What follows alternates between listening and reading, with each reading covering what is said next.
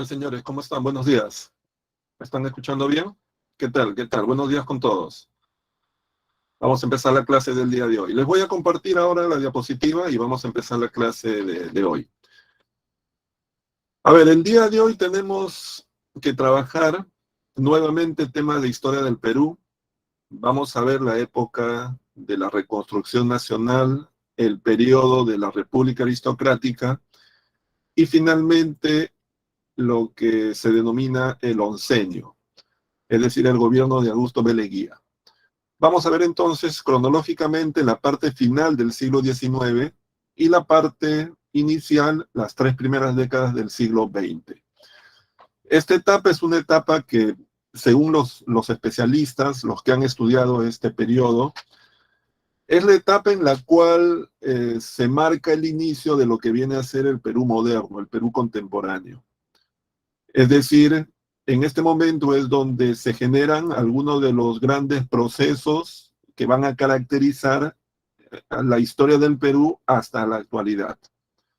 Muchas de las cosas que hoy día son particulares o peculiares de nuestra economía, de nuestra política, de nuestra sociedad, de nuestra cultura, de nuestra manera de ver, por ejemplo, el mundo, de tratar de comprenderlo, de la forma como nos relacionamos con otras personas, tienen sus orígenes en este momento de la historia del Perú.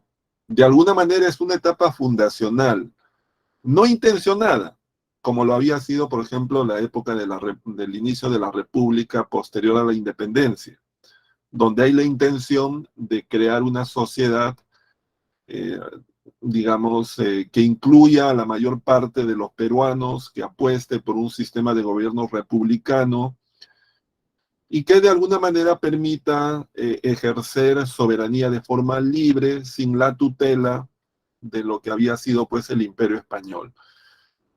A diferencia de ese momento, que es el momento posterior a la independencia, lo que va a ocurrir en esta etapa es que van a salir, digamos, a la luz un conjunto de problemas que el Perú arrastraba justamente desde los inicios de la vida republicana.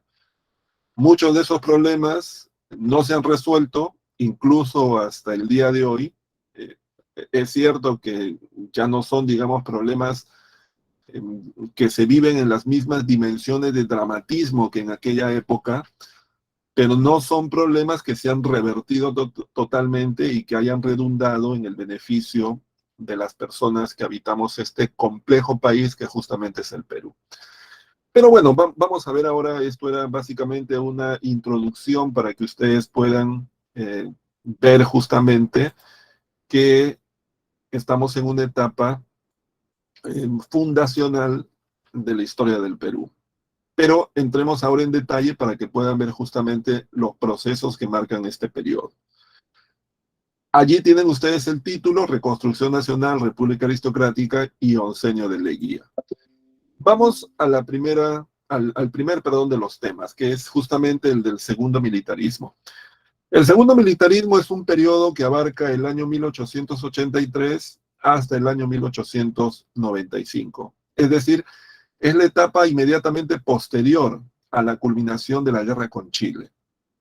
La catástrofe de la guerra con Chile va a marcar la política y la vida del país a lo largo de las décadas siguientes. ¿Cuáles son las características de este periodo? Bueno, en primer lugar, hay una crisis del partido civil. Recuerden ustedes que el partido civil había sido creado en los años anteriores a la guerra. Fue fundado el año 1871 y el partido civil representaba los intereses de la oligarquía limeña, de la plutocracia limeña. Había gobernado durante 2 periodos con los presidentes Pardo y Prado, y justamente en el gobierno de este segundo es que se dio inicio al conflicto con Chile, que trajo pues consecuencias catastróficas de todo tipo para nuestro país. Ahora bien, lo que va a ocurrir es que luego de la guerra, el partido civil va a perder prestigio, va a perder legitimidad. Para muchos connacionales, el partido civil era el principal responsable de la derrota con Chile, debido a la falta de previsión que no había hecho posible que el Perú enfrentara ese conflicto con armamento moderno, debido a la política de alianzas nefastas, como la alianza con Bolivia el año 1873, que fue uno de los factores de la guerra. Entonces el Partido Civil era visto como uno de los grandes responsables de la catástrofe de la guerra. Y eso, de alguna manera, va a llevar a que en las décadas posteriores no tenga presencia visible, digamos, en la política nacional.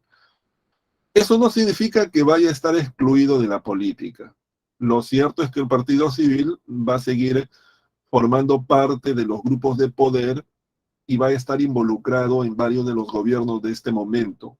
Por ejemplo, en la época del gobierno de Cáceres, el Partido Civil va a ser uno de los principales apoyos del gobierno de Cáceres en un primer momento, ¿no? O sea, en el primer gobierno, porque en el segundo más bien el Partido Civil va a ser un partido opositor. Una segunda característica es que la guerra va a generar las condiciones para que los militares vuelvan al poder político. De alguna manera, el caudillismo militar había llegado a su fin hacia la década del 60. Balta fue el último de los caudillos que le llegó a ocupar la presidencia del Perú. Pero la derrota de la guerra, el fracaso de la élite civilista y sobre todo un hecho muy importante que fue que a pesar de las derrotas militares, los militares fueron vistos como los defensores de la moral, digamos, del país. Es decir, si bien habían perdido las batallas, si bien habían perdido los combates, sin embargo habían dado muestras de heroísmo, como en los casos de Grau, de Bolognesi, de los hermanos Zavala, de Alfonso Ugarte, y de alguna manera eso generó una imagen de que en el marco de una tragedia colectiva como era la guerra, los militares eran de alguna manera el último resguardo de la dignidad nacional. Y eso les iba a dar cierta base para que puedan justamente volver a la política en los años posteriores a la guerra con Chile. Otra de las cosas que también va a caracterizar la política de estos años es el surgimiento de nuevos partidos políticos. Algunos de esos partidos son partidos muy personalistas, como el caso del Partido Constitucional, que representa los intereses de Cáceres. Otros partidos aglutinan grupos mucho más amplios, pero que siguen siendo parte de la élite, sin presencia de otros sectores, especialmente de los sectores populares, como es el caso del Partido Demócrata, que es un partido que lidera Piérola y que agrupa a una parte de la oligarquía limeña. Y otros partidos son partidos con intenciones ideológicas, como la Unión Nacional, ¿no? Un partido que en determinado momento tiene propuestas de carácter liberal. También otra característica de este periodo, y tal vez es la más dramática, es la profunda crisis económica que el país va a vivir, especialmente en los años 80 del siglo XIX. La derrota de la guerra había privado al país de sus más importantes posesiones en términos de recursos naturales. El Perú ya no contaba con el salitre, fuente de una nueva riqueza en el mundo de la época. A pesar que conservaba la propiedad de las Islas Guaneras, el guano ya no tenía los precios tan altos que había gozado 3 o 4 décadas antes. Así que el Perú va a enfrentar la primera década posterior a la guerra con Chile en una situación de profunda crisis económica, pero que luego va a ser revertida ya hacia los años 90 y el Perú va a encontrar unas nuevas bases económicas, un refinanciamiento de su deuda, y eso poco a poco le va a permitir justamente reconstruir el país. Y finalmente, el periodo del segundo militarismo es un periodo marcado por las contradicciones, especialmente generadas por la exclusión y la explotación de la población indígena, sobre todo en el sur del país. lo cual va a traer como consecuencia una serie de levantamientos de protesta contra las autoridades y contra los poderes fácticos en las diferentes localidades y regiones del país. En ese sentido, el periodo es un periodo de sublevaciones, levantamientos, azonadas, motines de todo tipo. ¿Cuáles fueron los gobiernos de este periodo? Tenemos en primer lugar el gobierno de Miguel Iglesias. Miguel Iglesias, como ustedes saben, había sido un militar que había luchado contra los chilenos durante la guerra, había participado de la campaña del sur, de la batalla del Alto de la Alianza, de la batalla en este caso de Tarapacá. Luego también había participado de la defensa de Lima y luego también había combatido a los chilenos durante algún periodo. Pero Miguel Iglesias representaba los intereses de una parte de la élite peruana que buscaba poner fin a la ocupación chilena, a pesar que esto significara la pérdida de una parte del territorio nacional. Algo que se va a concretar con la firma del Tratado de Ancón en el año 1883. Posteriormente, Iglesias va a ocupar la presidencia del país entre el año 83 y el año 85. Durante su periodo, nuevamente se van a poner en funcionamiento algunas instituciones que habían sido clausuradas durante el conflicto, debido sobre todo a la ocupación chilena, como es el caso de la Biblioteca Nacional, la Universidad de San Marcos y el Colegio Guadalupe, cuyos locales habían sido usados para el resguardo de las tropas de ocupación chilena y además cuyos locales habían sido saqueados durante la ocupación. En el caso de la Biblioteca Nacional, miles de ejemplares bibliográficos fueron llevados como botín de guerra a Chile, y en el caso de la Universidad de San Marcos, sus laboratorios también fueron desmantelados y llevados a ese país.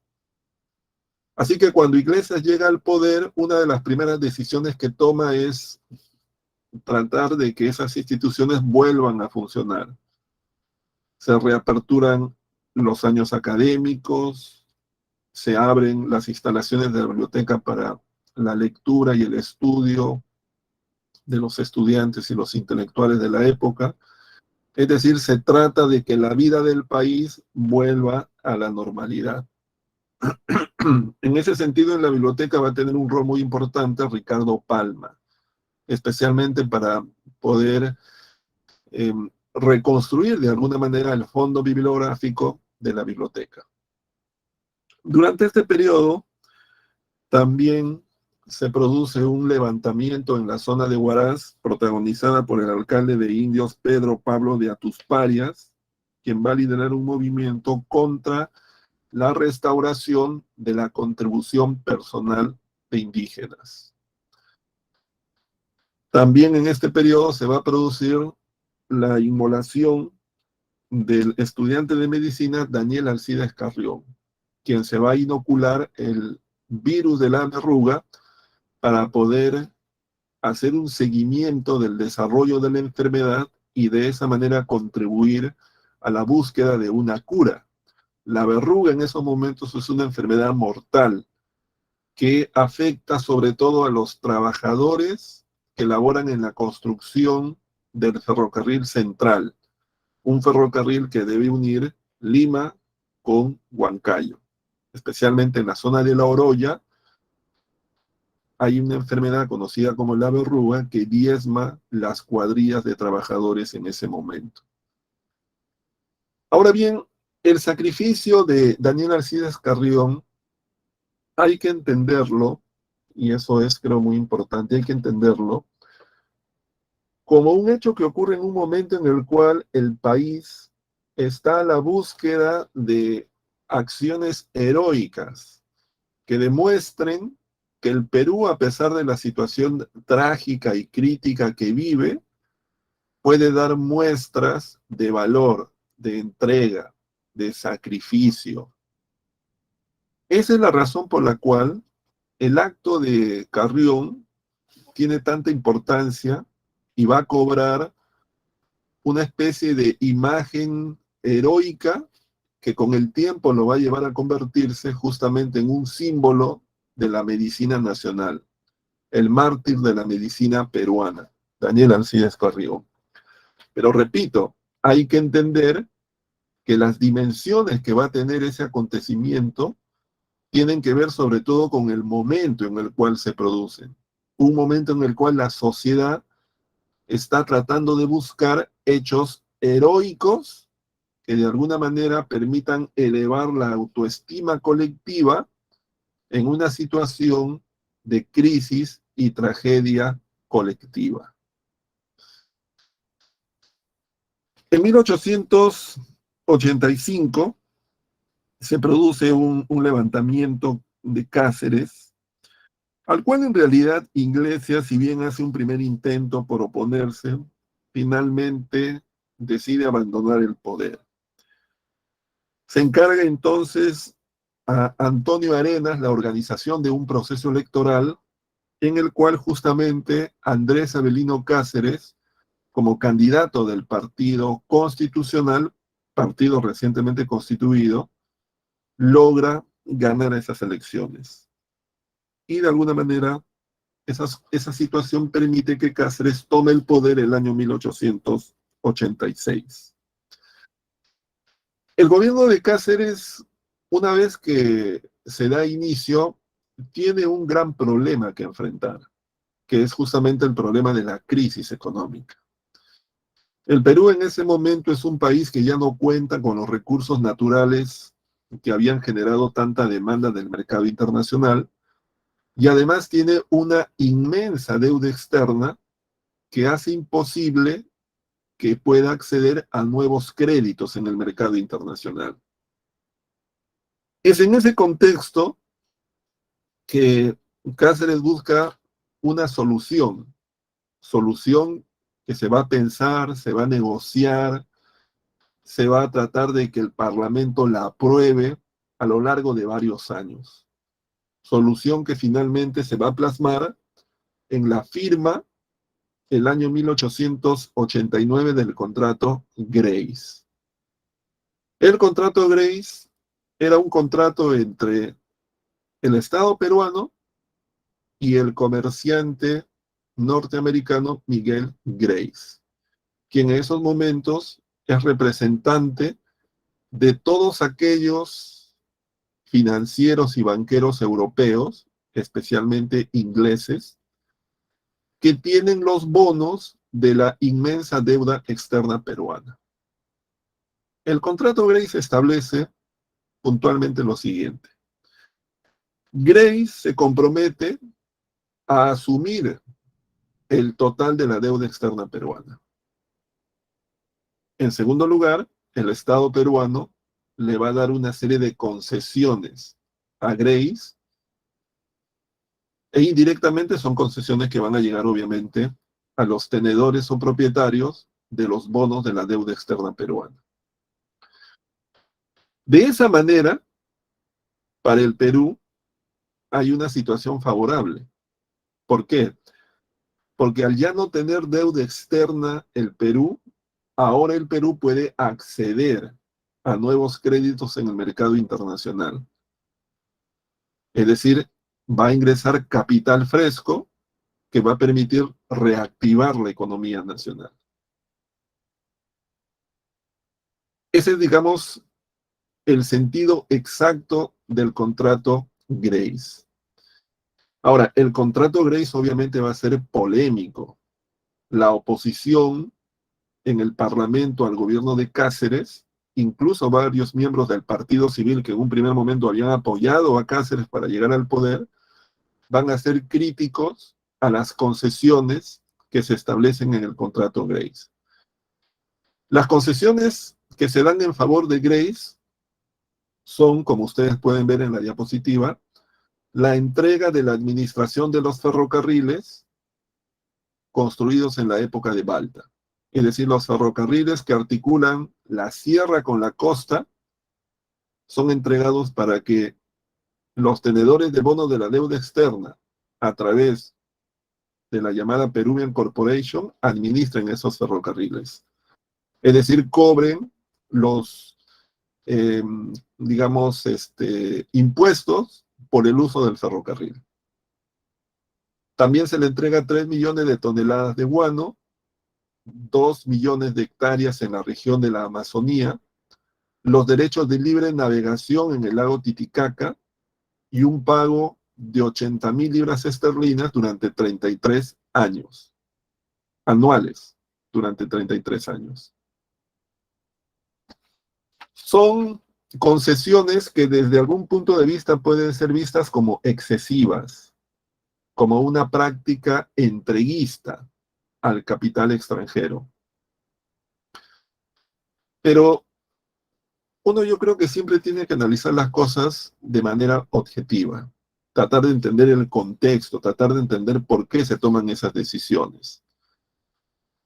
Efectivamente uno puede decir, bueno, profesor, Cáceres está entregando el Perú, prácticamente le está regalando a Grace y a los tenedores de bonos una serie de cosas, territorio nacional.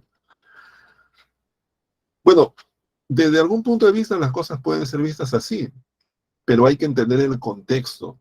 Es decir, hay que entender que en ese momento el Perú no cuenta en realidad con ninguna forma de garantizar el pago de su deuda, el acceso a nuevos créditos.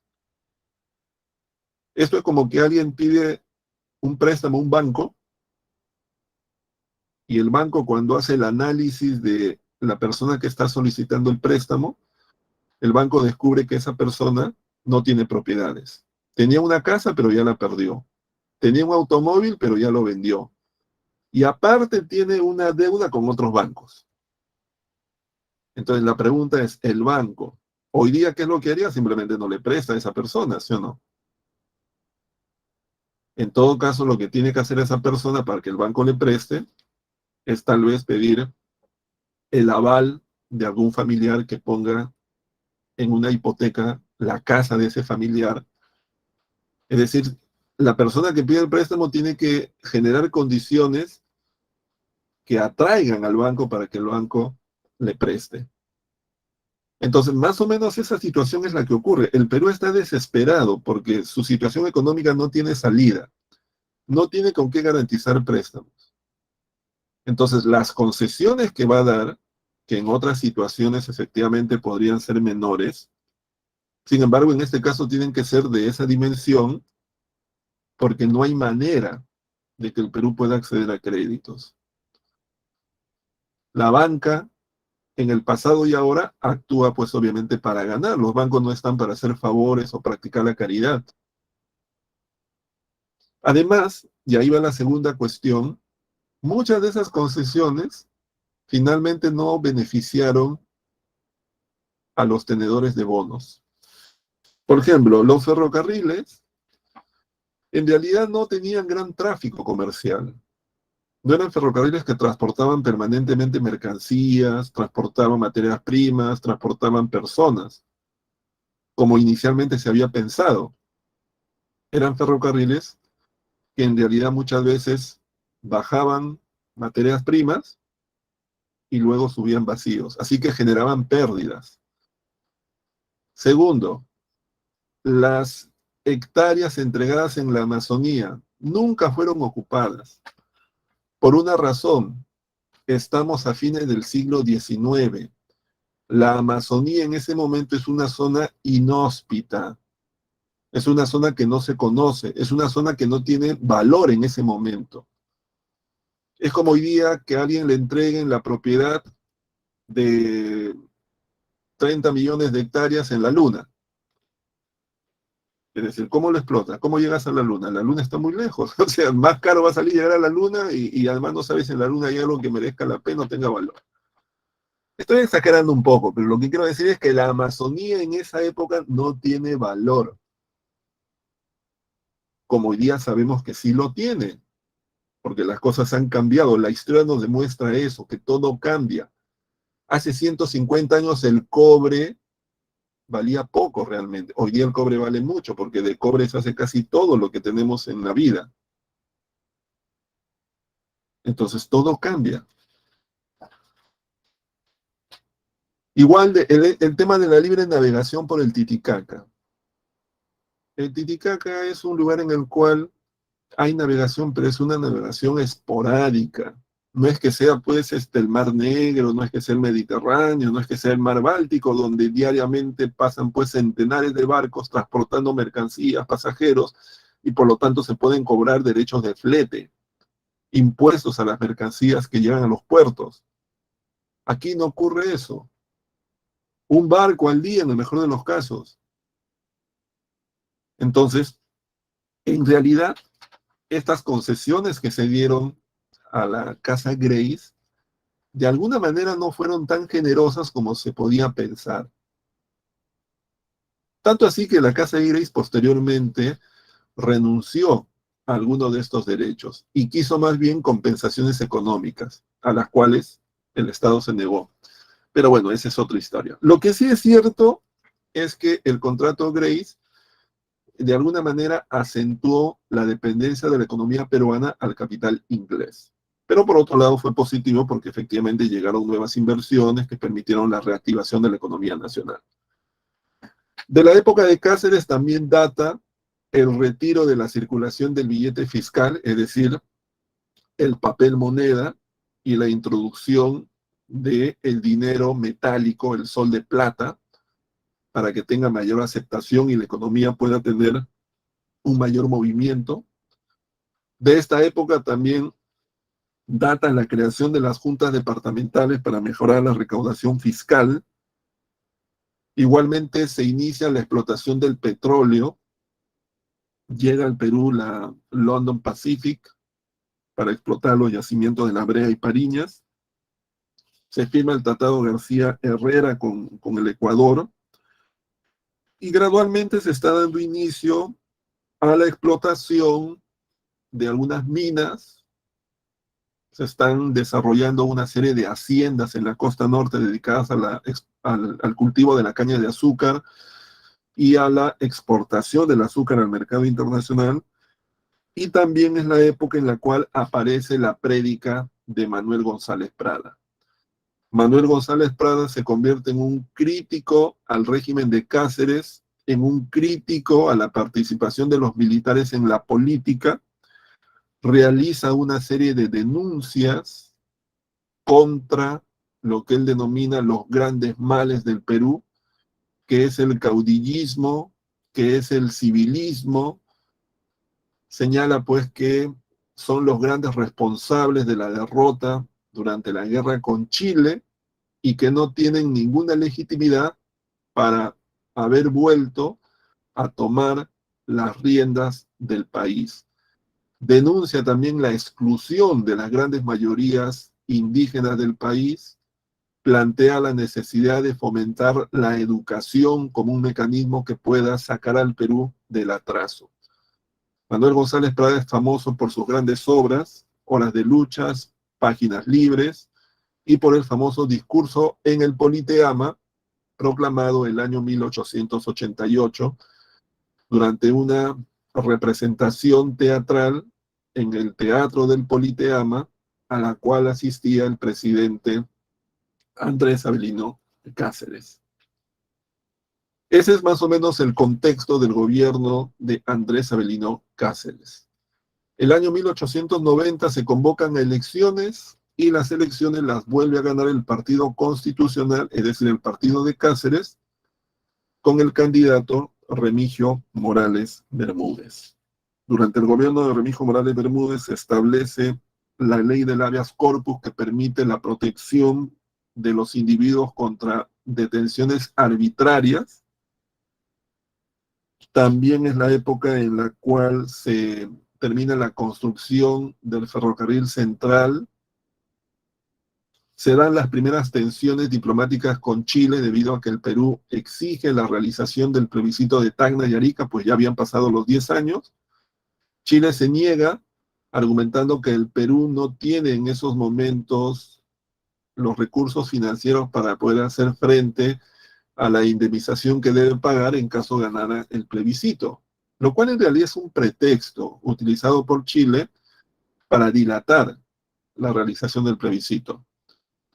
pero que es un pretexto que tiene razón, porque efectivamente el Perú económicamente está quebrado.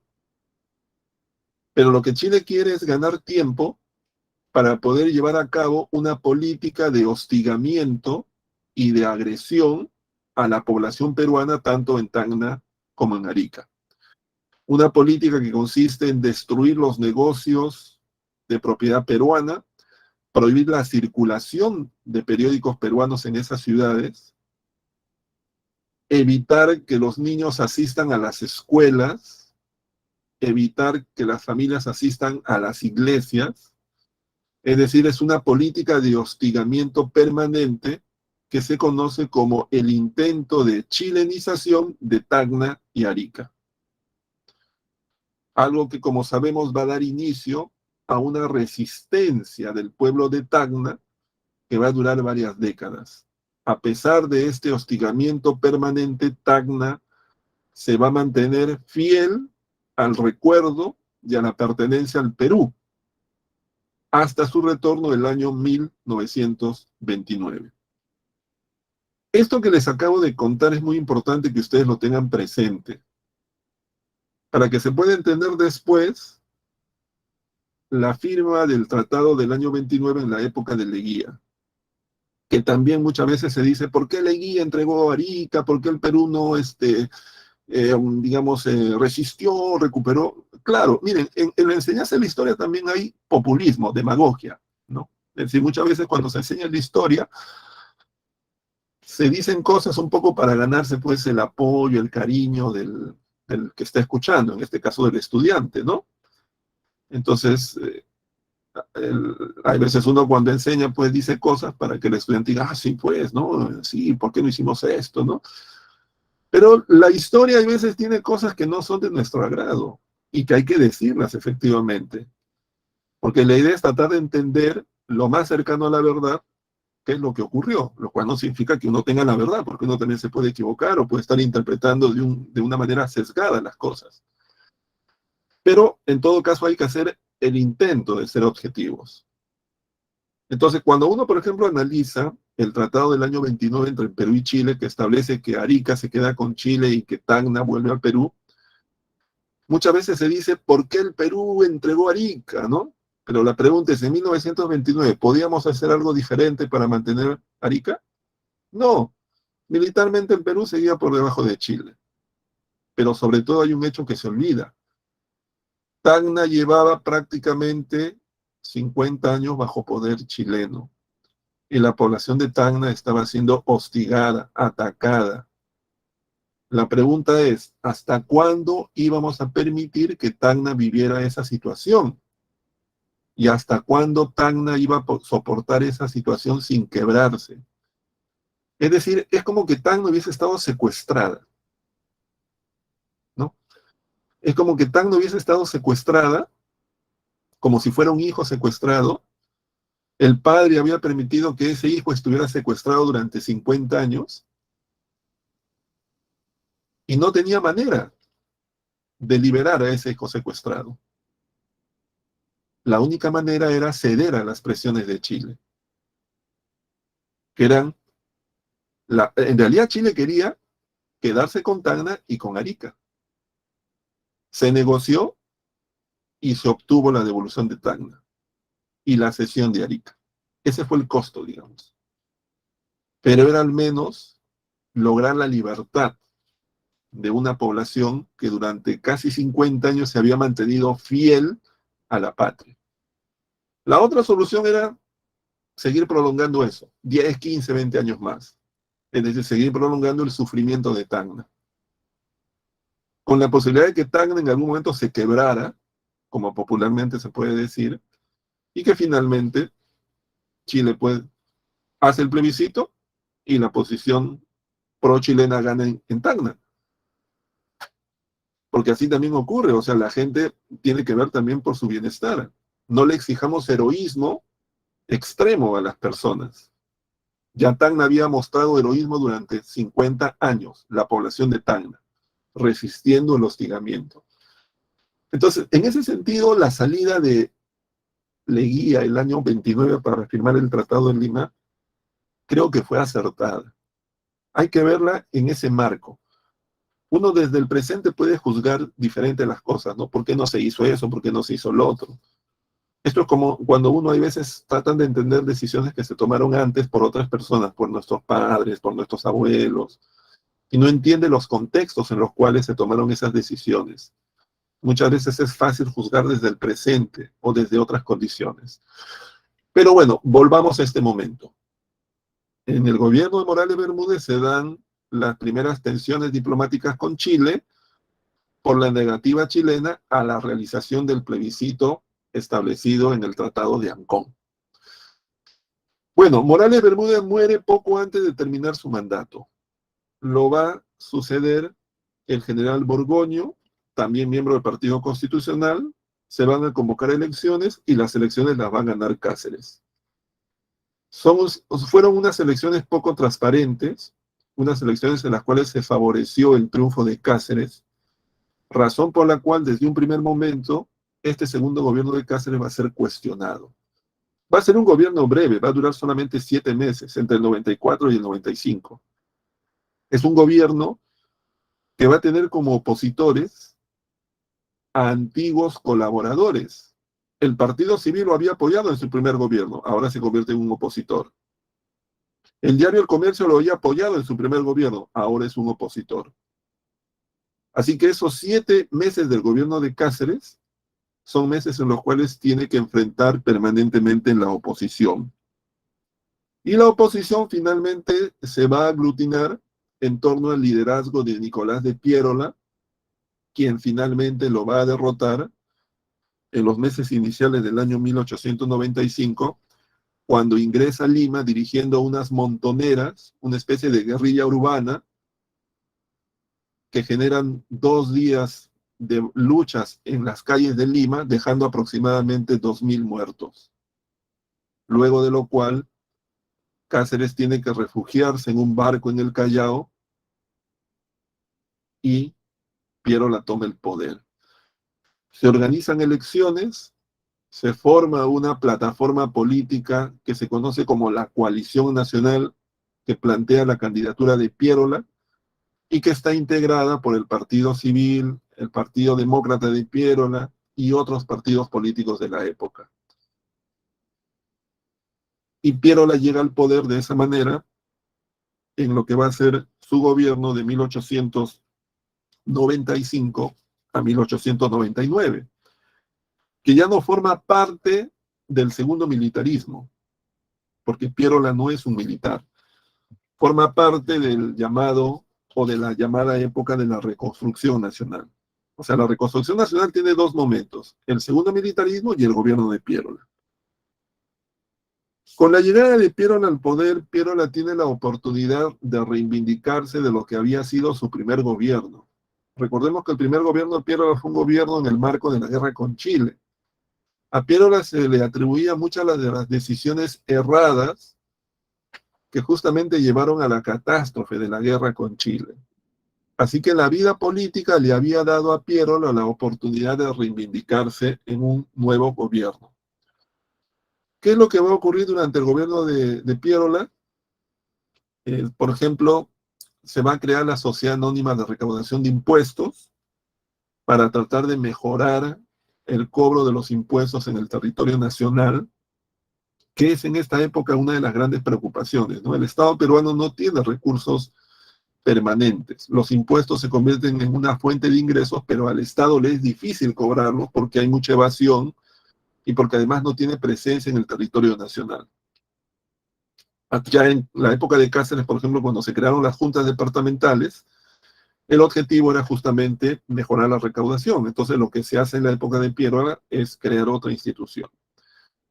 También se crea el estanco de la sal, es decir, el Estado asume directamente la comercialización de la sal para poder generar una riqueza que permita tener un fondo económico que a su vez permita mostrarle a Chile que en caso se realice un plebiscito, el Perú tiene con qué pagar la indemnización respectiva.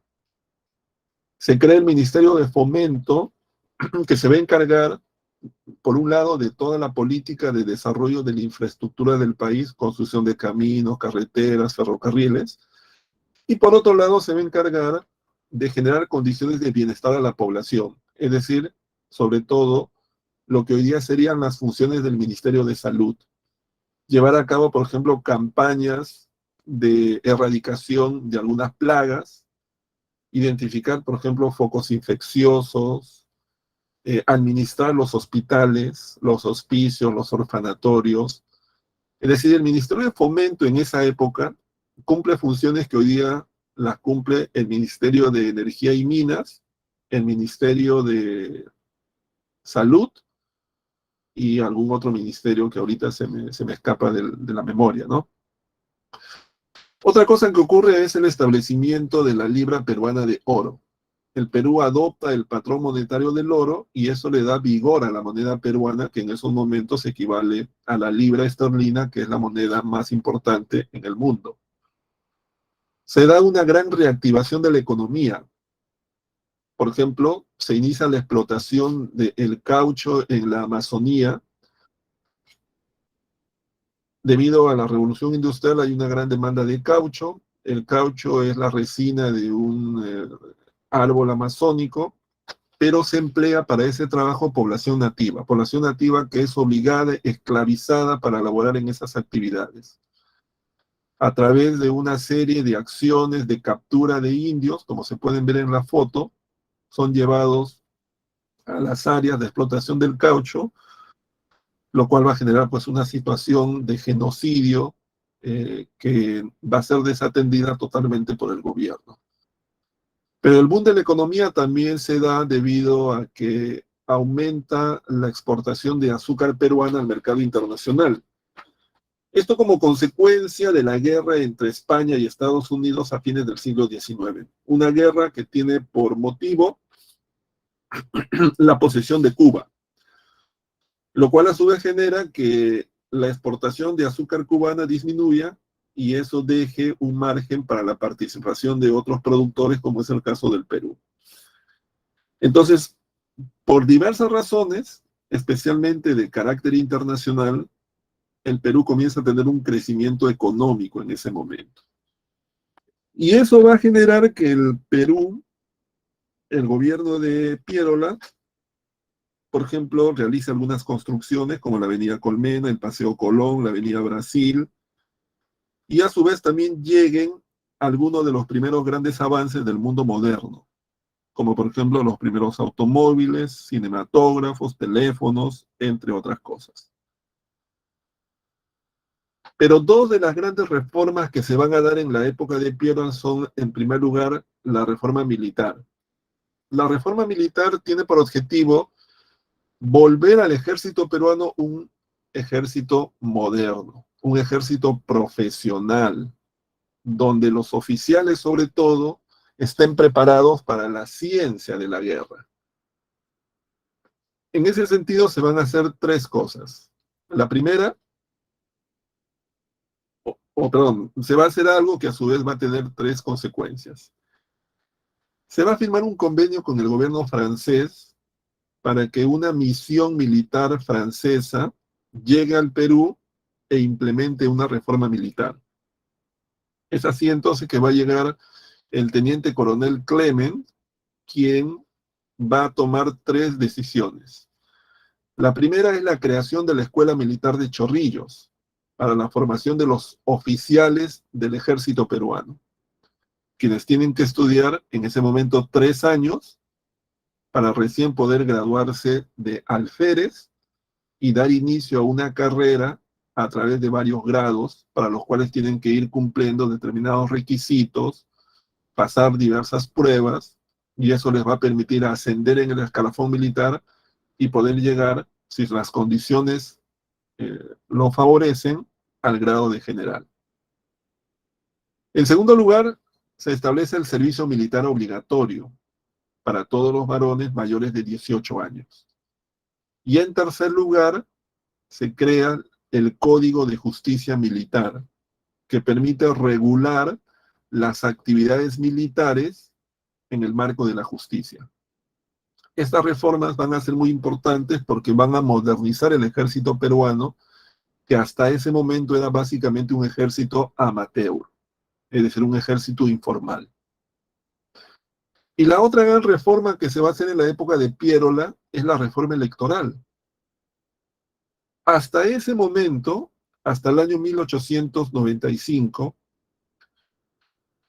el sistema electoral peruano tenía dos características. En primer lugar, se votaba para elegir representantes, quienes se reunían en una gran asamblea y ellos eran quienes elegían presidente.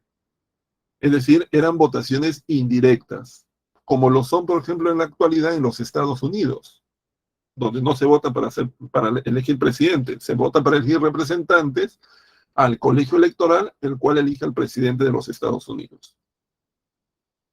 Y la otra característica hasta ese momento del sistema electoral peruano era que el derecho de voto era bastante amplio. ¿Quiénes votaban? Votaban todos los varones mayores de 21 años, siempre y cuando cumplieran con uno de tres requisitos. No los tres, sino uno. Por ejemplo, saber leer y escribir. Segundo, tener propiedades. Cuarto, pagar impuestos. Si el mayor de 21 años era varón y, por ejemplo, sabía leer y escribir, votaba. Si el mayor de 21 años era varón y, por ejemplo, no sabía leer y escribir, pero pagaba impuestos, también votaba. Y si el varón de 21 años no sabía leer y escribir, no pagaba impuestos, pero tenía, por ejemplo, una propiedad, por ejemplo, tenía una casa, tenía un negocio, tenía una herencia, tenía una hacienda, votaba. Es decir, el derecho al voto era amplio en el Perú. Pero en 1895 se decide restringirlo.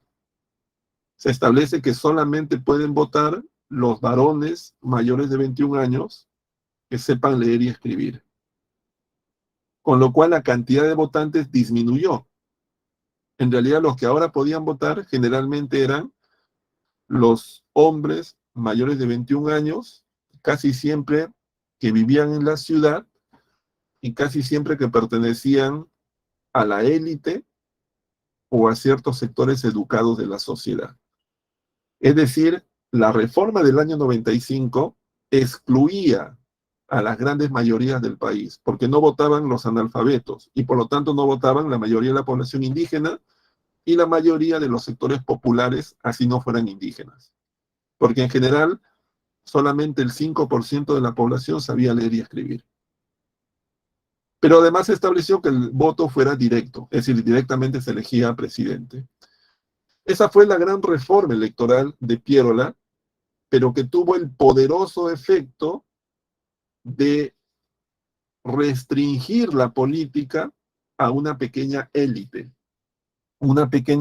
que iba a tomar el poder el año 1899 y que se iba a conocer como la época de la República Aristocrática. Pero para entender la época de la República Aristocrática hay que entender la situación económica del Perú a inicios del siglo XX. Ahí tenemos un mapa del Perú, tenemos además las principales actividades económicas que ya se han sentado sus bases en la época de la reconstrucción nacional, pero que van a ser determinantes durante la época de la República Aristocrática. Por ejemplo, el petróleo ya se comenzaba a explotar en la zona de Piura por la London Pacific, compañía inglesa, que luego le va a ceder sus derechos de explotación a la International Petroleum Company, compañía norteamericana, lo cual va a dar origen a un intenso debate y disputa legal entre el Estado peruano y la IPC que va a durar varias décadas. El azúcar también se estaba explotando en los departamentos de Lambayeque, de La Libertad, gigantescas haciendas como Casagrande, Cartavio, Roma, Cayaltí, Pomalca, grandes familias propietarias como los Pardo, los Prado, los Aspíllaga, los Candamo, los Aurich, entre otros. Trabajaba con mano de obra indígena bajo el sistema compulsivo del enganche y con población japonesa que había llegado a fines del siglo XIX. Aproximadamente 15.000 japoneses llegaron al Perú para desempeñarse en tareas agrícolas provenientes sobre todo de la zona de Okinawa. El algodón se explotaba en la parte sur, en la costa del departamento de Ica, con mano de obra, en algunos casos, eh, libres, pero la mayor parte eran indígenas que trabajaban en condición servil, es decir, yanaconaje. El caucho que se explotaba en la región de la Amazonía, grandes empresarios fueron, por ejemplo, César Arana, Fermín Fiscarraldo, donde se producían pues estas correrías para capturar indígenas y esclavizarlos y hacerlos trabajar en las explotaciones de caucho. Eso generó un gran genocidio sobre la población Bororo, Huitoto, etc. Materias primas minerales, especialmente el cobre y en menor medida el estaño y la plata, eran extraídos de diferentes lugares del Perú, siendo una de las minas más importantes la que estaba ubicada en la zona de la Sierra Central en Cerro de Pasco, explotada por la compañía norteamericana Cerro de Pasco Mining Company. Y luego también estaban las grandes estancias criadoras de ovejas, de alpacas, en los departamentos de Puno, Arequipa, la Sierra de Tacna, que se embarcaban en los puertos de la costa y eran llevados al mercado inglés para ser transformados en telas. Eran comerciados sobre todo por la casa Ricketts, que era una casa de capitales ingleses asentada en el Perú.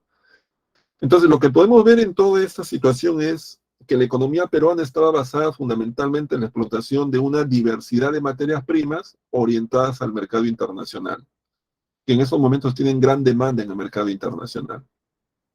Podemos notar entonces que la economía peruana depende del movimiento de la economía mundial y sobre todo depende de la economía inglesa, que es la economía predominante en esos momentos. Podemos notar también que esas actividades económicas son actividades que trabajan con mano de obra predominantemente cautiva, en algunos casos incluso esclavizadas, como en el caso del caucho. Pero es una mano de obra predominantemente no blanca. Es una mano de obra indígena, extranjera como la japonesa o amazónica. Entonces, esa es la situación de la economía peruana a inicios del siglo XX. El periodo que va desde el año 1899 hasta el año 1919 se conoce como la época de la República Aristocrática. Es una época en la cual ocurre una gran paradoja. El Perú formalmente es una república que está controlada por una pequeña élite, por una pequeña oligarquía. El término república aristocrática es un término acuñado por el historiador Jorge Basadre, justamente para evidenciar la gran contradicción de este momento en el Perú. El término república aristocrática es un oxímoron, es decir, es un término formado por palabras que hasta cierto sentido son opuestas. ¿Qué cosa es la república? La república es una sociedad de iguales. ¿Qué cosa es la aristocracia? Es una élite que al interior de una sociedad tiene privilegios. Entonces, cuando uno dice república aristocrática, lo que está diciendo es, en esta sociedad, formalmente hay una república de iguales, pero en la práctica, en la realidad, hay una pequeña élite que controla a todos y tiene privilegios. Esa élite se conoce como la oligarquía. Así que la república aristocrática es una etapa que se caracteriza fundamentalmente por lo que acabo de señalar. Entre 1899 y 1819 van a tener el dominio del país. Luego del receso continuamos con la explicación. Descansemos entonces hasta las 12:10. Señores, a ver, volvamos a la clase. Vamos a continuar, por favor, a ver, atiendan. A ver, entonces, ya explicamos qué cosa significa la palabra república aristocrática, término con el cual se denota justamente a esta etapa de la historia del Perú. ¿Cuáles son las características de este periodo? Bueno, en primer lugar, es la hegemonía política del partido civil. El partido civil es el partido que va a dominar gran parte de estos años. Si bien también el Partido Demócrata va a estar presente y va a lograr incluso ganar elecciones, como la de Billinghurst, la de López de Romaña, en realidad el Partido Civil es el partido más importante porque además controla también el Parlamento, controla importantes cargos como los de los gobernadores, los ministros, etc. En segundo lugar, predomina la dependencia económica hacia el capital inglés, sobre todo por la presencia de casas comerciales, los empréstitos, la vigencia todavía del contrato Grace. En tercer lugar, la economía peruana es una economía fundamentalmente orientada hacia la exportación de materias generadas en la agricultura y en el sector minero, azúcar, algodón, caucho, cobre, estaño, plata, son algunas de las más importantes materias exportadas y predominantemente, sobre todo en la costa, trabajadas con mano de obra captada con engaños, retenidas en las haciendas, conocido como el sistema del enganche.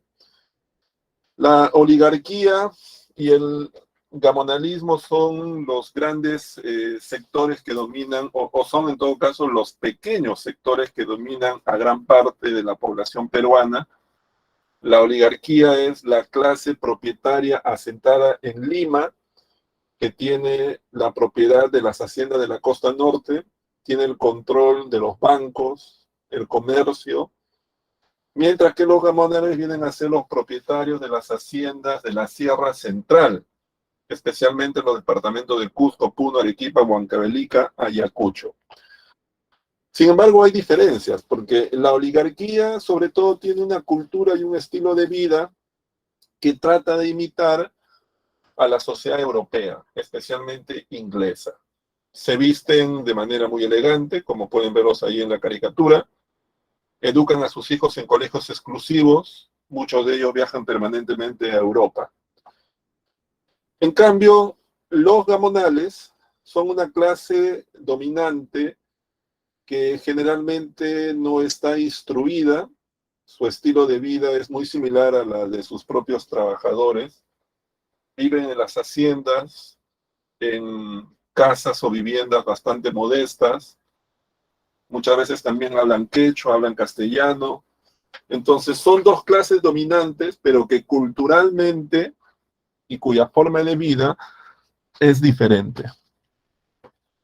Esta época también es la época en la cual otros sectores de la sociedad, como las clases medias, el proletariado, el campesinado indígena, las clases populares urbanas, están excluidas de la vida política del país. Fundamentalmente porque la mayoría de ellos no son alfabetos y por lo tanto están privados del derecho al voto.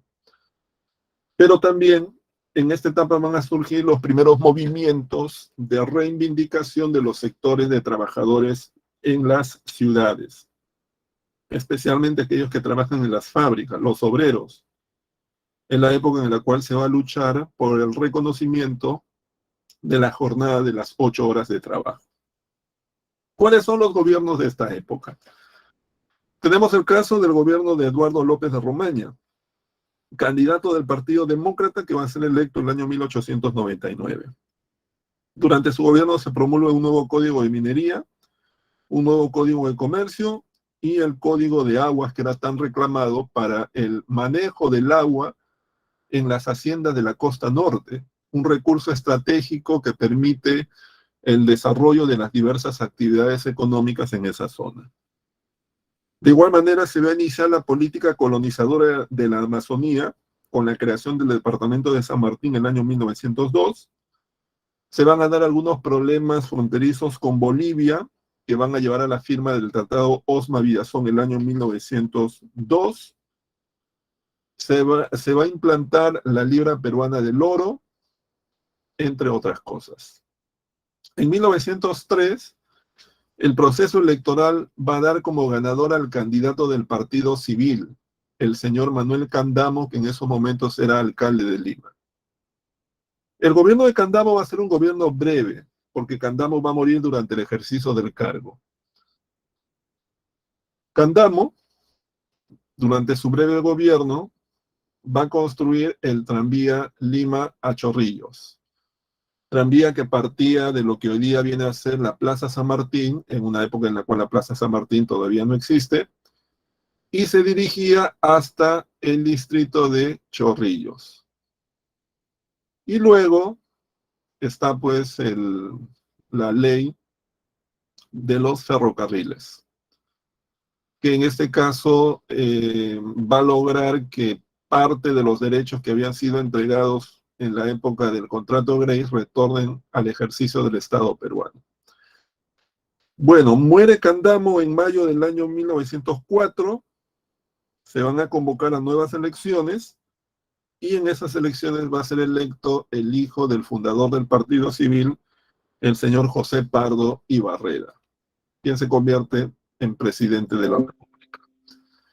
El gobierno de Pardo y Barreda es un gobierno que, al igual que el gobierno de su padre, piensa de que la educación es el mecanismo más eficaz para poder sacar a un país del atraso.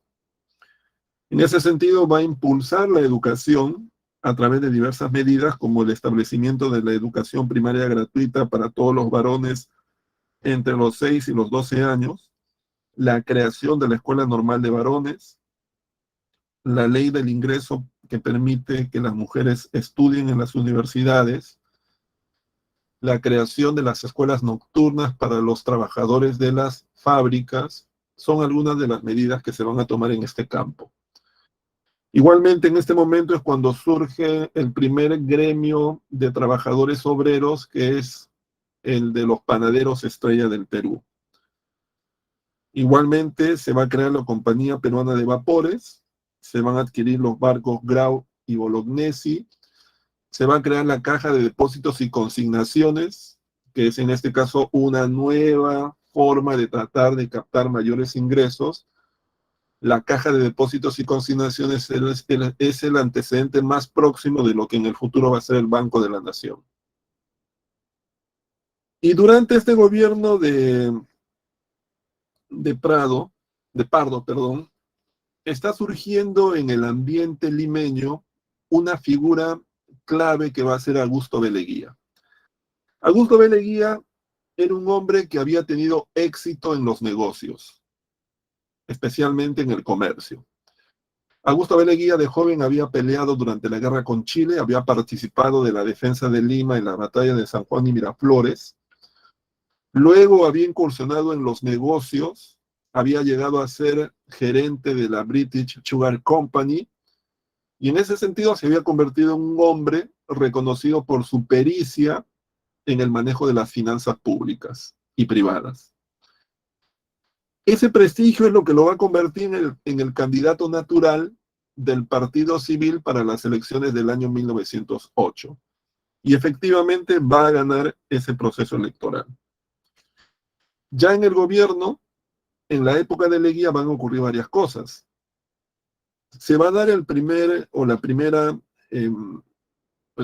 paro general, el paro de los obreros del año 1911, es una de las más importantes luchas de carácter social de la época, producto de lo cual el gobierno le va a encargar al jurista José Matías Manzanilla realizar estudios y hacer una propuesta de ley que finalmente se va a concretar con la promulgación en el año 1911 de la Ley de Accidentes de Trabajo.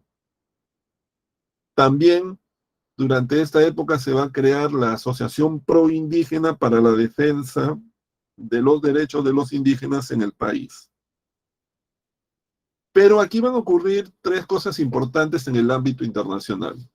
La primera de ellas es la firma del Tratado Polo Bustamante con Bolivia, que cierra las fronteras con ese país, y luego la firma del Tratado Río Branco Velarde con Brasil, que también cierra las fronteras con esa nación.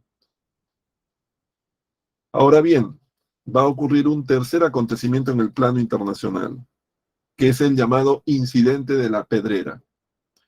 Tropas colombianas van a invadir la margen peruana del río Caquetá, ante lo cual el teniente coronel Óscar R. Benavides va a iniciar acciones, va a lograr expulsar a las tropas invasoras, y ese acontecimiento se va a conocer como el Incidente de la Pedrera o la Batalla de la Pedrera, que va a terminar con la firma del Convenio de Bogotá el año 1911.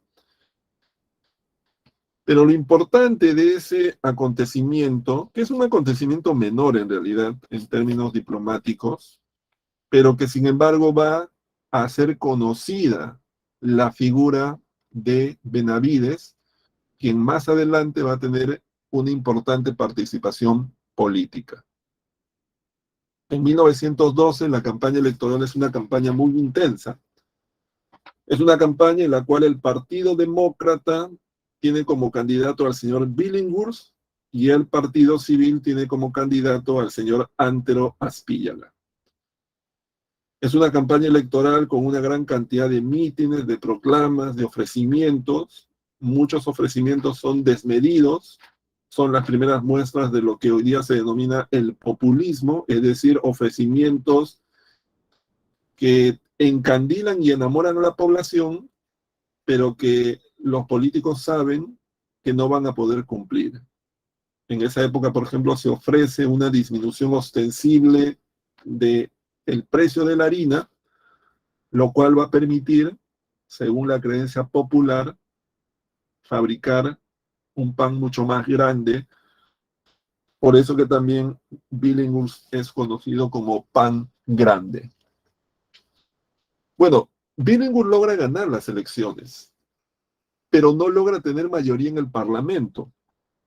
Así que el gobierno de Billinghurst es un gobierno en el cual permanentemente hay una tensión entre el Ejecutivo y el Legislativo. ¿Qué va a ocurrir durante este gobierno? Bueno, es un gobierno que se va a ubicar en una posición política cercana a los intereses de los sectores populares y que de alguna manera desafía la hegemonía que hasta ese momento tiene la oligarquía. En ese gobierno van a ocurrir dos hechos sociales importantes.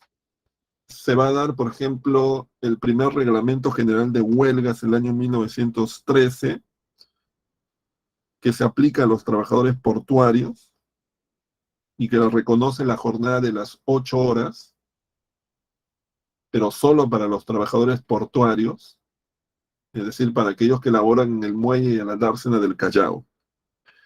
Y en segundo lugar va a haber una serie de levantamientos campesinos en el departamento de Puno, el año 1913, especialmente en las provincias de Chicuito y Azángaro. Pero debido a estas tensiones entre ejecutivo y legislativo, el partido civil, el parlamento y un sector del ejército se van a unir y van a perpetrar un golpe el año 1914 para poner fin al gobierno de Billinghurst, en un gobierno momentáneo que es el gobierno del general Benavides, con la idea de crear las condiciones para el retorno de los civilistas al poder. El breve gobierno de Benavides es un gobierno en el cual se va a emitir el billete fiscal, es decir, reaparece el papel moneda debido a la falta de circulante en el país. El gobierno se ve obligado el año 1914 a emitir la ley de emisión de papel moneda. Y en el ámbito internacional se va a dar inicio a la Primera Guerra Mundial, la cual va a tener como efecto un aumento de las exportaciones. Hay un aumento de la demanda, sobre todo de materias primas, pero la contraparte es que hay una disminución de las importaciones. Es decir, cada vez es más difícil y más caro comprar capital. Se compra capital en el sentido que uno se presta y se compra capital.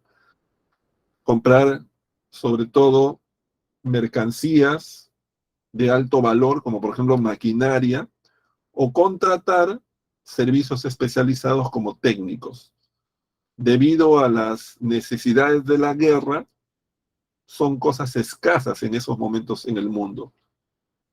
Así que su precio aumenta.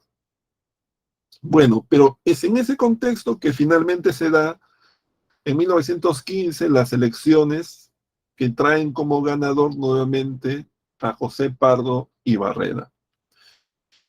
Durante el gobierno de José Pardo y Barreda continúa la tendencia al crecimiento de las exportaciones de materias primas como el algodón, el azúcar, el petróleo, el cobre, y a la disminución de las importaciones. Es decir, maquinarias, elementos técnicos, préstamos son escasos. Todo eso en el marco de la Primera Guerra Mundial. En esta época también ocurre el incidente El Orto. Una barcaza peruana es hundida en costas españolas por un submarino alemán. A raíz de eso, el Perú y el Imperio Alemán rompen relaciones diplomáticas.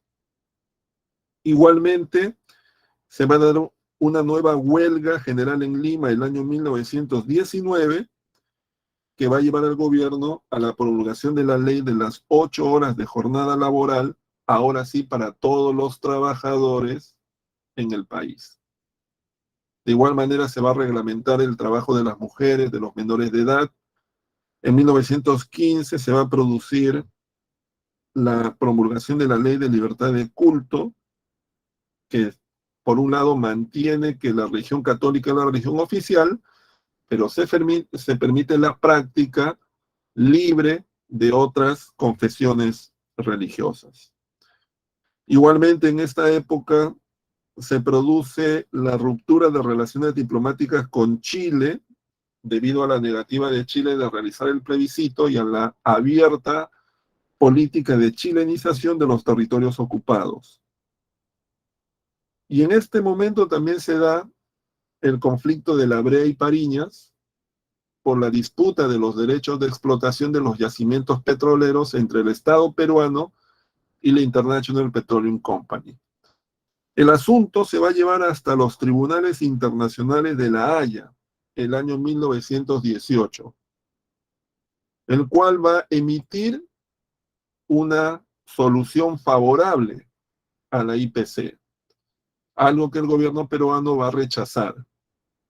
Así que el asunto de la IPC, el Estado peruano y la Brea y Pariñas va a quedar todavía pendiente de solución en el futuro. Y en la época de Pardo es cuando ocurre uno de los levantamientos más importantes de todo este periodo, que es la rebelión de Rumimaki en la Sierra Sur del Perú. El sargento mayor Teodomiro Gutiérrez Cuevas, sargento mayor del ejército, va a liderar un levantamiento de las diversas comunidades campesinas en los departamentos de Cusco y de Puno. En 1915 va a asumir el nombre de Rumimaki, que significa mano de piedra. Va a liderar un levantamiento contra la explotación de la cual son víctimas los campesinos de las haciendas. Va a tomar el control de muchas de esas haciendas, pero además va a plantear la posibilidad de que toda esa zona del Perú forme un estado que se gobierne autónomamente, aunque siga dependiendo en términos políticos externos del Perú, ¿no? O sea, una especie de federación, es lo que plantea Rumimaki. Bueno, este movimiento que va a sacudir la vida social y política del país el año 1915, finalmente va a ser develado. El propio Teodomiro Gutiérrez Cuevas va a ser capturado, juzgado y encarcelado, y de alguna manera también su recuerdo se va a perder misteriosamente con el tiempo, ¿no? Hasta el día de hoy, por ejemplo, no se sabe finalmente dónde y cómo muere. Llegamos al año 1919. Se convoca un nuevo proceso electoral Y el candidato con el más amplio apoyo es Augusto B. Leguía, pero ya no como candidato del Partido Civil. Sí, es un candidato independiente que goza de un gran apoyo popular. La juventud de Lima, los universitarios de la época, apoyan a Leguía porque se presenta como el refundador de la sociedad con un discurso abiertamente anti-oligárquico. Y efectivamente Leguía gana las elecciones. Sin embargo, faltando pocos días para que asume el cargo, hay un intento de anular su elección debido a que en la Corte Suprema se está preparando una resolución que plantea que hubo fraude. Ante esos acontecimientos, el 4 de julio del año 1919, Leguía, con el apoyo de un sector del ejército y de un sector de la élite peruana, toma el poder. Es decir, disuelve el Congreso, depone a Pardo y lo deporta del país y adelanta su asunción al cargo. Es decir, Leguía ha perpetrado un golpe, pero es un golpe muy particular, ¿no? Porque es como que la oligarquía se resiste a la elección de Leguía, entonces lo que hace es manipular a través de la Corte Suprema para desconocer la elección. Entonces lo que ocurre es que Leguía se adelanta y más bien él primero es quien cierra el Congreso, destituye en este caso los miembros de la Corte Suprema y obviamente adelanta su ascensión al poder, pero lo hace porque tiene el apoyo de la oligarquía y tiene el apoyo de un sector del ejército. De esa manera entonces Leguía toma el poder en 1919 y se va a dar inicio a lo que se conoce como el oncenio, que es el gobierno de Leguía a lo largo de 11 años, entre 1919 y 1930. El gobierno de Leguía es un gobierno de carácter civil, sin embargo es un gobierno de carácter autoritario. Se va a reelegir durante 2 veces a lo largo de ese periodo, obviamente con una manipulación de los órganos electorales y de las instituciones políticas del país.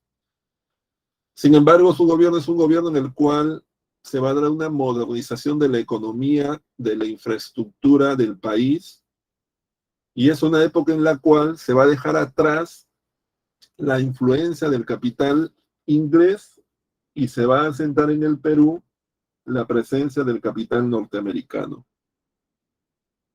Leguía va a plantear en sus discursos y en sus decisiones políticas a lo largo de su gobierno la idea de la patria nueva. La patria nueva para Leguía era la refundación del Perú.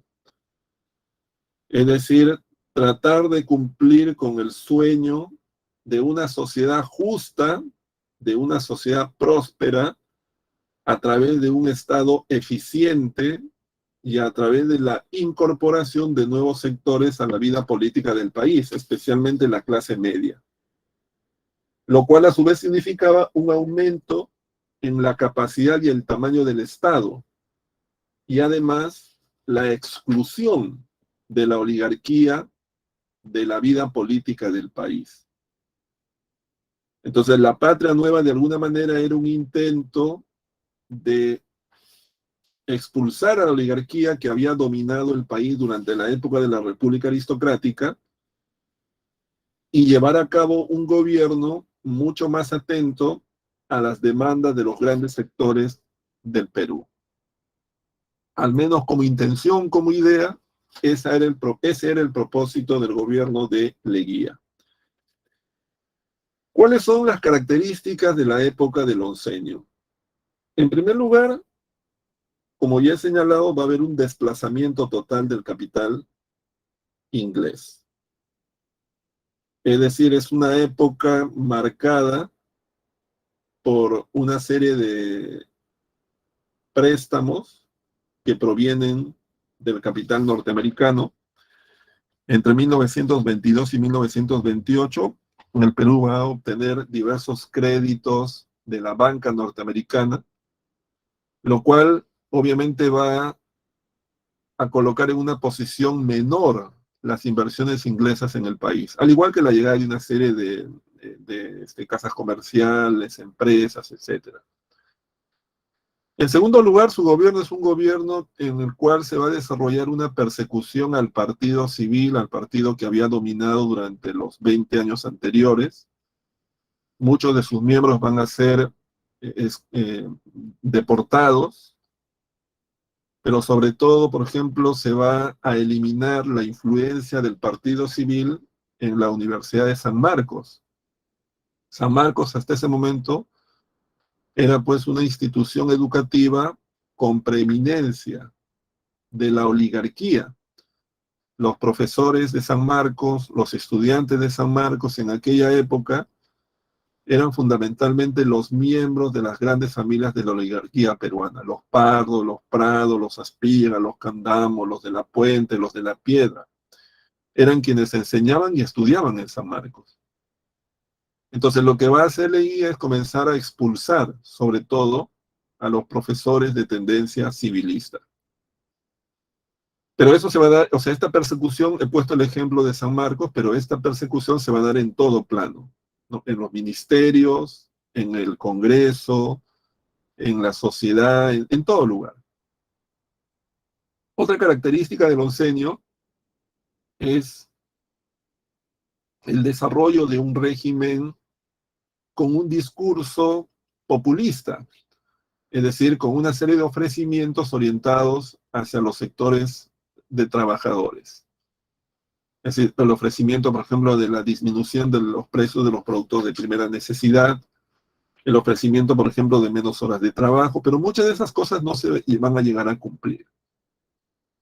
Y también es una época en la cual el Estado crece, los empleados públicos aumentan, y esto también involucra una serie de casos de corrupción, especialmente en las grandes obras de infraestructura, sobre todo en los proyectos de irrigación que se van a desarrollar en la costa norte del país. Veamos ahora algunas cosas con algo más de detalle. Por ejemplo, en el plano de la política, hemos visto cómo Leguía llega al poder mediante una especie de autogolpe el año 1919. Inmediatamente promulga una nueva constitución en 1920, una constitución que establece, por ejemplo, que la presidencia es de 5 años, anteriormente era de 4, se permite la reelección, se crean los consejos regionales, se legalizan las comunidades indígenas. También en el plano político se crean las juntas de notables que reemplazan a los municipios. Se anula, por ejemplo, la libertad de prensa. Se crea la Escuela de la Guardia Civil y la Escuela de la Policía en el año 1928. Pero tal vez el evento político más importante de la época de Leguía es el surgimiento de los primeros partidos de masas. Ya hemos visto cómo en las décadas anteriores surgieron una serie de partidos políticos, pero que eran fundamentalmente partidos políticos de la élite. Es decir, eran partidos políticos que representaban los intereses de la minoría de la élite dominante del país. Pero en los años 20 van a surgir partidos políticos que representan intereses de amplias mayorías del país, con dirigentes que provienen de las capas medias, tanto limeñas como provincianas. Esos partidos políticos se conocen como los partidos de masas. Y dos partidos van a surgir, el Partido Socialista y el Partido Aprista. El Partido Socialista fue una creación de José Carlos Mariátegui, fundado el año 1928, un partido inspirado en el marxismo, especialmente a partir de la obra de Antonio Gramsci, un marxista italiano, que plantea básicamente el combate y la eliminación del sistema capitalista mediante la acción armada de un frente formado por obreros y campesinos, y el establecimiento de una sociedad socialista. El otro partido político es el APRA. El APRA fue fundada en México el año 1924 y luego se va a fundar la versión peruana en 1926 en el Perú. Fue fundada por Víctor Raúl Haya de la Torre. El APRA plantea una revolución no contra el capitalismo, sino contra el imperialismo, que es una de las fases del capitalismo. El imperialismo es la intervención, por ejemplo, norteamericana en los países de América Latina. Por esa razón es que el APRA siempre plantea su afinidad con la Revolución Mexicana, su lucha en defensa del Canal de Panamá y sobre todo la unidad de América en una gran comunidad conocida como Indoamérica. Así que el APRA es un partido fundamentalmente antiimperialista y antioligárquico.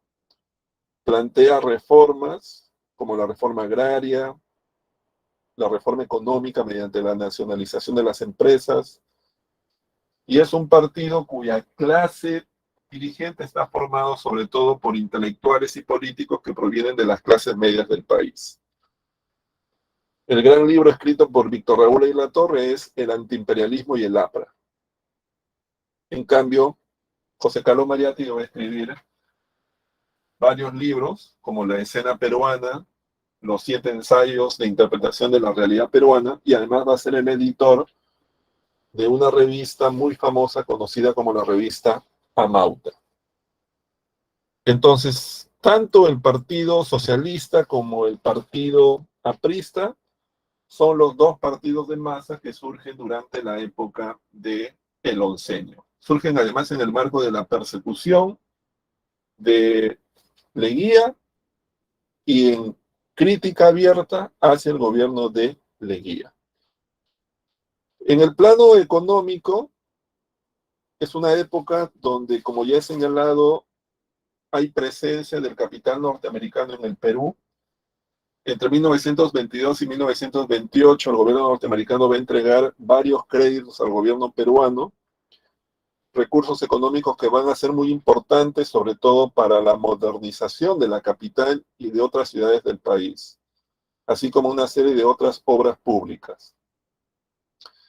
También se va a dar el laudo de París en 1922, es decir, nuevamente el conflicto entre el Estado peruano y la IPC se va a llevar a los tribunales internacionales de París, donde nuevamente la IPC va a obtener el triunfo, pero a diferencia de Pardo, Leguía va a aceptar ese laudo. Y esta época también es una época en la cual se van a celebrar los centenarios, el año 21 de la independencia y el año 24 de la batalla de Junín y Ayacucho. En ese sentido, lo que va a ocurrir es que se van a organizar celebraciones en la capital, para lo cual la capital y otras ciudades como Ayacucho, como Chiclayo, van a ser sometidas a un proceso de modernización mediante la construcción de avenidas, edificios y plazas públicas. En el caso, por ejemplo, de Lima, se va a construir la Plaza San Martín, el Hotel Bolívar, las avenidas Unión, Progreso y Leguía. Esta última es la avenida Arequipa. Y también la capital va a recibir como donación una serie de regalos entregados por las colonias extranjeras radicadas en el Perú. Por ejemplo, la colonia inglesa en el Perú le va a donar a nuestra capital el primer estadio de fútbol, que fue el Estadio de Madera, ubicado en el mismo terreno donde hoy día está el Estadio Nacional.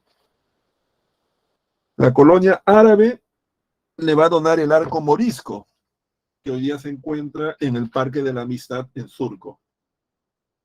La colonia japonesa va a construir la Plaza Manco Cápac en el actual distrito de La Victoria. La colonia china le va a donar a la capital, como pueden ver aquí, eso está aquí, por ejemplo. Ah, no, no está. Está en la práctica, me parece. Las fotos, ¿no? La fuente china, por ejemplo. Y así, o sea, las colonias extranjeras van a donar una serie de cosas para embellecer la capital ante la inminencia de la celebración de los centenarios. Pero como parte también de esa política de gasto, de inversión, de modernización, va a haber una gran inversión en obras de irrigación. Por ejemplo, la Pampa Imperial de Cañete, la Pampa de Olmos en Lambayeque y los primeros estudios para la Pampa de la Joya en Arequipa. Son obras de irrigación para poder habilitar tierras desérticas utilizando pues las aguas de los ríos que atraviesan esta región. Es la época en la cual, por ejemplo, también se construye la planta de tratamiento de agua de la Atarjea en Lima. En el aspecto social, la Constitución del año 1920 reconoce la existencia de las comunidades campesinas. Se crea también la Oficina de Asuntos Indígenas para estudiar medidas en favor de este grupo poblacional y se promulga la ley de conscripción vial, mediante la cual se establece que todos los varones entre 18 y 60 años tienen que trabajar 16 días al año en la construcción y mantenimiento de los caminos. Sin embargo, esta medida tomada para poder de alguna manera modernizar los caminos del Perú se van a convertir en un mecanismo más de explotación, porque los hacendados, sobre todo en los departamentos de la Sierra Norte, van a utilizar este mecanismo para hacer trabajar a los indígenas en sus propias haciendas. Ahí tenemos lo que les explicaba en torno a las fiestas del centenario. Y luego hay que mencionar lo que ocurre en el plano internacional. En el plano internacional tenemos pues que el Perú va a firmar dos importantes tratados. El Tratado Salomón Lozano del año 1922, mediante el cual se establece que el Perú le entrega a Colombia la zona del trapecio amazónico y que le permite a Colombia tener salida soberana al río Amazonas. Como parte de esta zona del trapecio, el pueblo de Leticia es entregado a ese país, algo que va a generar el descontento de la población y que va a dar origen en los años posteriores a un conflicto. Y luego tenemos el tratado con Chile del año 29, Tratado de Lima, conocido también como Radagamio-Figueroa Larraín. Ante la negativa sistemática de Chile de realizar, como ustedes saben, el plebiscito durante varios años, finalmente se decide que Chile se quede definitivamente con Arica y el Perú recupera Tacna. Eso ocurre en el año 1929. Se establece además la frontera terrestre en la línea de la Concordia. Sin embargo, los límites marítimos no se van a discutir en ese tratado porque en aquel momento no se tiene una idea ni existe legislación acerca de límites marítimos, algo que va a generar problemas posteriormente y que se van a solucionar con el laudo de La Haya ya en la época del presidente Humala, es decir, hace relativamente poco tiempo. Luego viene el tema del fin del gobierno del oncenio. ¿Cómo llega a su fin el gobierno del oncenio? Hacia 1928 la situación del gobierno comienza a deteriorarse. Por un lado, debido a la crisis económica generada pues, por la falta de capital. Gran parte de la prosperidad de la época de Leguía era producto sobre todo de la inyección de recursos financieros provenientes del extranjero, pero no era porque realmente la economía peruana estuviese desarrollando nuevas actividades económicas o exportando una mayor cantidad de mercancías o materias primas. Por lo tanto, ya hacia el año 28 se comienza a sentir Una crisis económica especialmente por el aumento de los precios de los productos de primera necesidad. Junto a eso está el develamiento de varios actos de corrupción en los ministerios, especialmente en el Ministerio de Fomento, en las obras, por ejemplo, de irrigación. Entonces ya hay también un clima de desprestigio alrededor del gobierno. Y es ahí cuando viene en octubre la crisis económica del capitalismo, el crack del año 29, que tiene efectos en el Perú, porque lo que ocasiona es que la demanda de materias primas disminuya más todavía. Entonces el gobierno ya entra en crisis, porque no tiene ni siquiera recursos para poder pagar el salario de los empleados públicos. Entonces, la suma de crisis económica desde el año 28, crisis económica del año 29, y por otro lado, el desprestigio del régimen, finalmente generan protestas, manifestaciones, y entre julio y agosto del año 30 estallan diversos levantamientos en varias guarniciones del país. De esos levantamientos, el que va a tener éxito va a ser el del teniente coronel Luis Miguel Sánchez Cerro en Arequipa. Sánchez Cerro va a lograr coordinar especialmente con las guarniciones de la Amazonía que también se habían sublevado y finalmente lo van a reconocer como el líder de un levantamiento que finalmente el 22 de agosto del año 1930 se va a proclamar como el nuevo gobierno.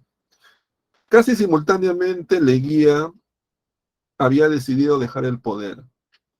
Entonces él se embarca en el Callao en un buque de la Armada Peruana rumbo a Panamá para exiliarse fuera del país. Sin embargo, cuando el buque está todavía en trayecto hacia Panamá, Sánchez Cerro toma el poder e inmediatamente ordena que el barco retorne.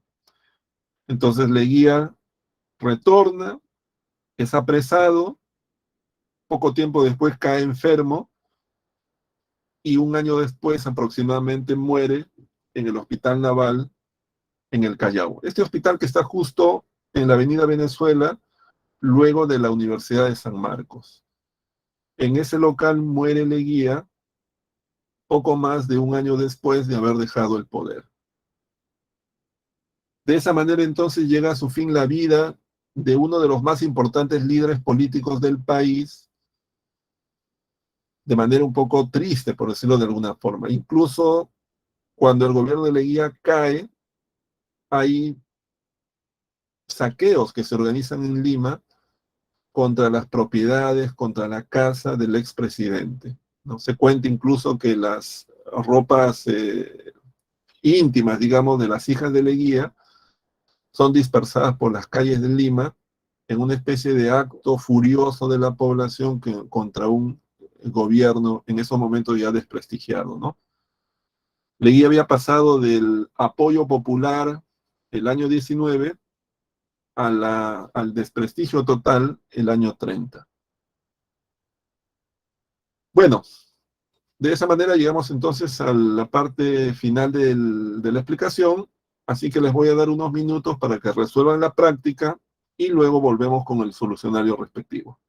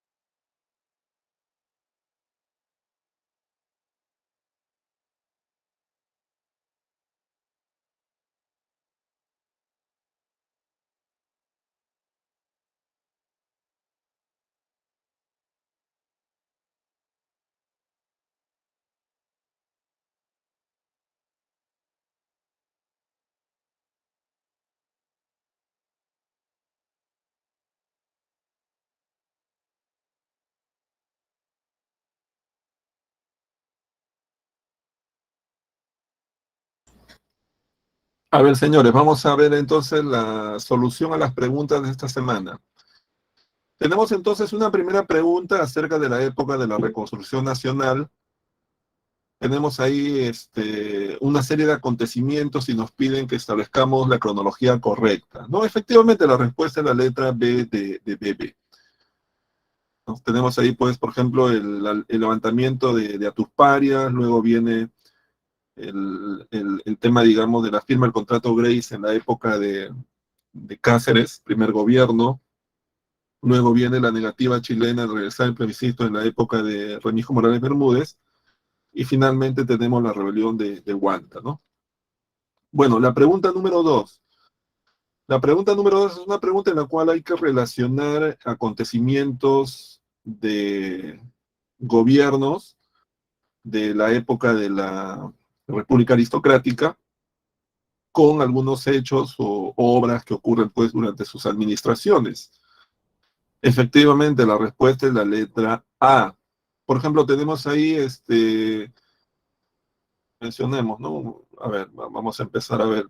Por ejemplo, tenemos José Pardo y Barreda en esta política, pues, de tratar de impulsar la educación del país, permite el acceso de las mujeres a las universidades. Esther Festines de Ramos Ocampo fue una de las primeras mujeres que estudió en la universidad, en San Marcos, pero hay que tomar en cuenta que eran mujeres que también pertenecían a la élite, ¿no? Si ustedes se fijan, es Esther Festines de Ramos Ocampo, ¿no? Es un nombre totalmente aristocrático, ¿no? Entonces, no es que las mujeres populares, digamos, o de los sectores populares empiezan a ingresar a la universidad en aquel momento, ¿no? O sea, la universidad seguía siendo en este momento un coto, digamos, de la oligarquía. Bueno, la tercera pregunta es una pregunta sobre la República Aristocrática. Podemos ver ahí una foto. Es una foto, pues, en la cual están captados un conjunto de indígenas amazónicas que han sido capturados en las famosas correrías, han sido esclavizados y van a ser llevados a las plantaciones de caucho para trabajar en la extracción justamente de esta materia prima, ¿no? Bueno, a partir de esa fotografía lo que podemos deducir es fundamentalmente que estamos hablando de la época de la extracción del caucho y de la explotación de las comunidades amazónicas, ¿no? O sea, el punto uno sería, o sea, uno sería incorrecto porque no es que los nativos están desplazados por la colonización, sino están siendo capturados para ser explotados. Y no son culíes, en este caso son indígenas amazónicos. Entonces la respuesta es la letra A. La pregunta número 4 es una pregunta sobre la época de Leguía. Es un texto extraído de una obra de Marcos Cueto y Carlos Contreras llamada Historia del Perú Republicano. Y en realidad, de lo que nos habla ese texto, si ustedes lo han leído, es básicamente de quienes apoyan, en este caso, a Leguía. Quienes apoyan a Leguía son intelectuales, son políticos, son militares, pero también las propias clases medias urbanas del país. Son las que de alguna manera van a no solamente apoyar, sino a veces Leguía cree en esa clase como una clase que puede renovar la política nacional. Entonces la respuesta aquí es la letra B de Bebe. Y la última pregunta es una pregunta sobre la época también del oncenio. Hay que señalar ahí qué cosa es verdadero y qué cosa es falso. Por ejemplo, la promulgación de la ley de accidentes de trabajo, eso se dio con Leguía, pero en el primer gobierno, no en el segundo. Fundación de la Asociación Proindígena, lo mismo. Lo que sí ocurre en el oncenio es el surgimiento de los partidos políticos y la firma del tratado definitivo con Chile. Entonces, la respuesta sería la letra D de dado. Entonces, ahí tenemos las respuestas a las preguntas, las coloco en el chat por si acaso, para quienes tal vez se les pasó. Y señores, con eso estamos dando por terminada la clase del día de hoy. ¿Ya?